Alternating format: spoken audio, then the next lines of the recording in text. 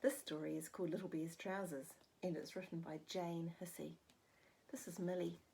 She's going to join us for the story. Little Bear's Trousers. Here he is. The sun shone through the window and woke Little Bear. What a lovely morning, he said to himself. I'll do something different today. He jumped down from the bed, took off his pyjamas and looked for his trousers.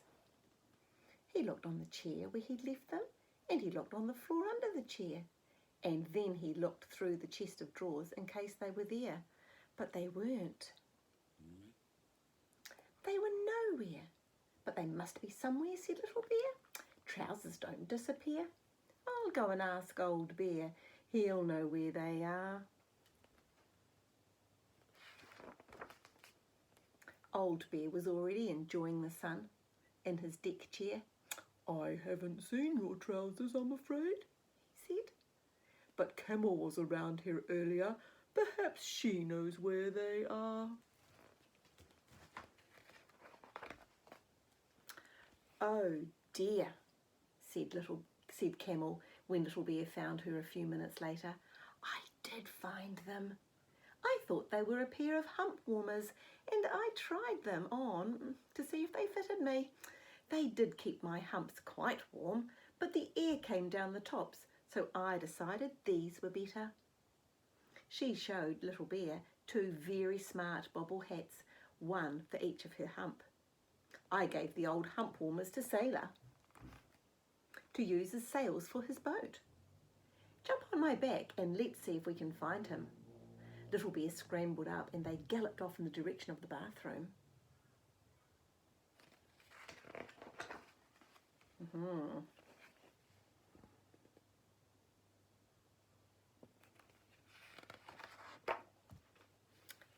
Sailor was looking after the boats and ducks in the bathroom. We saw that, didn't we, in the picture? I did use them as sails, he said, but they looked too much like trousers. That's because they are trousers, said Little Bear crossly.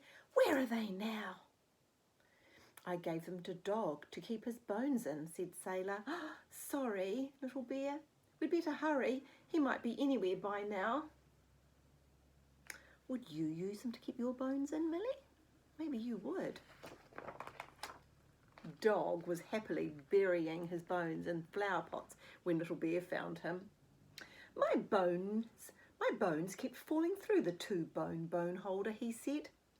2-bone bone holder, cried Bear in dismay. Oh, Dog, can't you recognise trousers when you see them? Oh dear, said Bear, I do feel silly. I gave them to Rabbit. He said he needed a skiing hat and your trousers looked just perfect. I am sorry. Whee! Cried Rabbit as he shot past Little Bear a few minutes later, skiing down the banister on 2 lollipop sticks. That was skis. He didn't have Little Bear's trousers on his head now.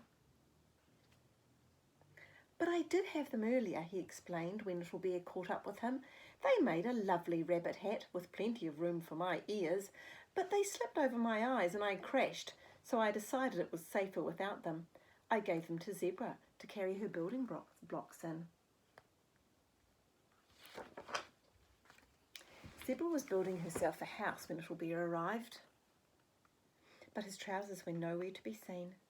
I wondered whose they were, she said. They were terribly useful. I tied up the legs with string, put them on my back, and carried all these bricks here in them. But when I had enough bricks for my house, I gave them to Duck to use as a flag for his sandcastle. I am sorry, Little Bear. I didn't know they belonged to you. Duck was in the sand tray, looking sadly at the castle he'd made. There were no trousers as a flag now on top. I did use the flag that Zebra gave me, he sighed, but Bramble Brown came and said it was just what he needed. Urgently, in the kitchen, he gave me this paper flag to use instead.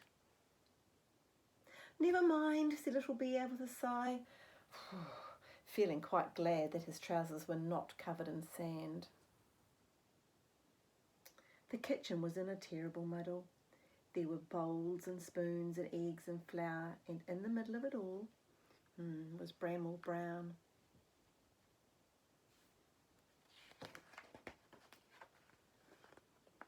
Can you see the trousers? Have a look.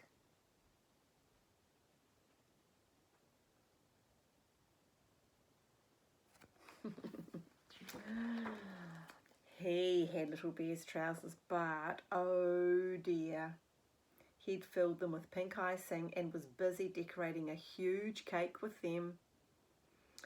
It's a special occasion cake, said Bramwell, and you have to put icing on special occasion cakes.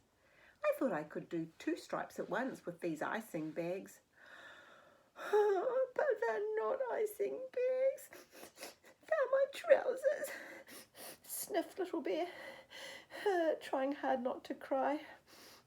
I thought I'd seen them before, said Bramwell Brown.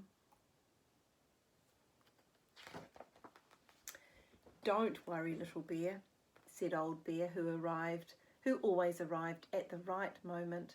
The icing will wash out and they'll soon look as good as new. What's the special occasion cake for? Asked Little Bear, feeling a bit more cheerful at this news. Well, I don't really know, said Bramwell. I just felt like making one.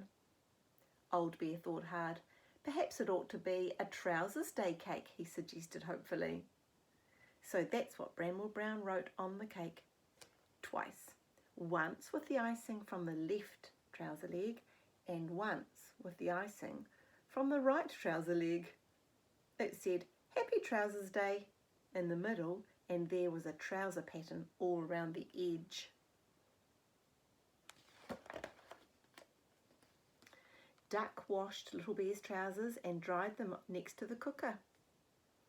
Then all the toys sat down to enjoy a piece of cake and to celebrate the day Little Bear lost and found his trousers.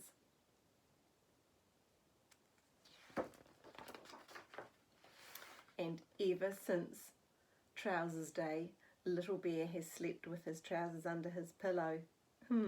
Nobody will find them then, and nobody will find them there, he said.